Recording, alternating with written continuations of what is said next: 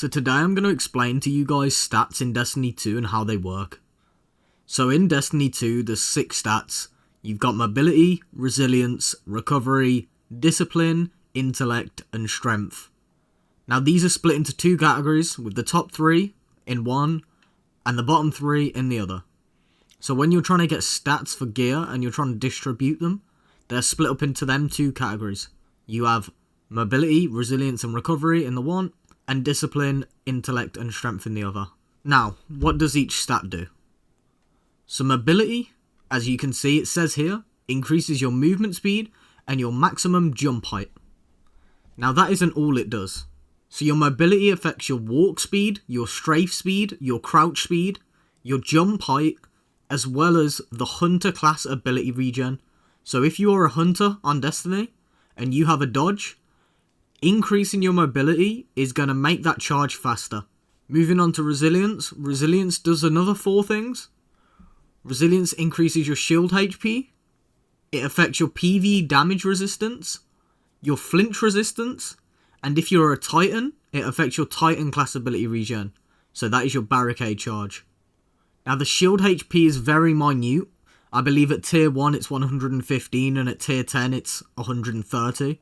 So it's only 15 difference, but still it is there and it is noticeable. For me personally, in high-end content, which is what you'll end up doing a lot in Destiny, you're going to want 100 resilience, and that's going to give you a 30% PvE damage resist. Moving on to our next stat, we have recovery. So recovery affects 6 things. It's going to affect the total regen time, your health regen delay, your health regen speed, your shield regen delay, your shield regen speed, and if you're a warlock, your class ability regen. So that's your rift. So let's just quickly go over this. Your total regen time, that's the time in which you go from 0 to full health, or 1 to full health. Your health regen delay is how long it takes for you to begin regening health. Health regen speed is how quick you will get to full health. Then same with shield regen. It works the exact same way. Moving on to our next stat, we have discipline. So as you can see here, discipline's pretty self-explanatory. It just affects your grenade time regen. Now keep in mind, different grenades in Destiny have different regen times, so it is going to be different depending on your grenade. But still, the higher your discipline, the quicker your grenade will regen. Our next stat is intellect, and as you can see here, intellect again self-explanatory, decreases the cooldown of your super ability, allowing you to use it more often. Now again, same thing here as with the grenades.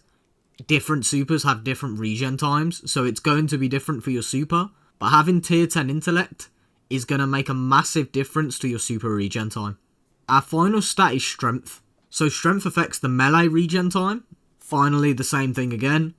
Different melees have different times to regen, so it's going to be different, but having that max tier is going to make your melee regen way faster. So for me personally, the way I like to play Destiny is I like to have as many abilities as possible. I play Destiny for the abilities. So the stats that I build into are always discipline, strength, and then finally whichever one of the top 3 affects my class ability regen.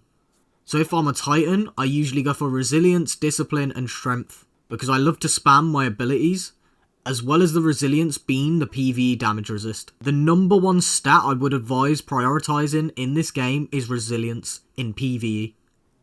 If you're playing this game for PvP, you want to prioritize recovery.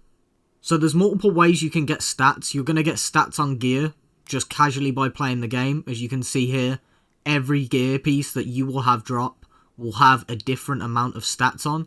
This is completely random, and it always will be. The only way you can get a fixed roll is if Xur is selling a certain item or a vendor has a certain item that has a specific roll. Now on gear you can also add more stats. As you can see here on my helmet I have a strength general mod, and you can see here this is giving me plus 10 strength, and as you can see you can do this for any stat. You can have recovery, mobility, discipline, strength, whatever you would like. Another way you can increase stats is your subclass. So within your subclass you're going to have aspects and fragments. Aspects are going to allow you to have a certain amount of fragments. So as you can see here, I'm allowed 4. 2 for each aspect. But if you look at some of these fragments, for example the Thread of Evolution here is giving me plus 10 intellect. Now my other 3 aren't doing anything, but there are many here that will do stuff. Plus 10 strength there, plus 10 strength there, minus 10 strength there. So you can also use fragments to help you build up your stats. And the final thing I'm going to mention for you guys is Artifice. So every exotic gear piece in the game will have an Artifice slot. You can also get this on gear from high-end content. So you can get these from Master Dungeons, and you can get it from competitive playlists in PvP. Now what an Artifice slot does is it allows you to add 3 of any stat onto that piece of gear. So if you have 5 Artifice, you can add a total of 15 more. So ideally you're going to want 5 Artifice pieces of gear, so you get plus 15 of any stat. Or split it evenly and have 3 to every stat. But that's it for the video guys. I hope this helped explain stats to you in Destiny. If you are struggling with survivability, you want to prioritize your resilience.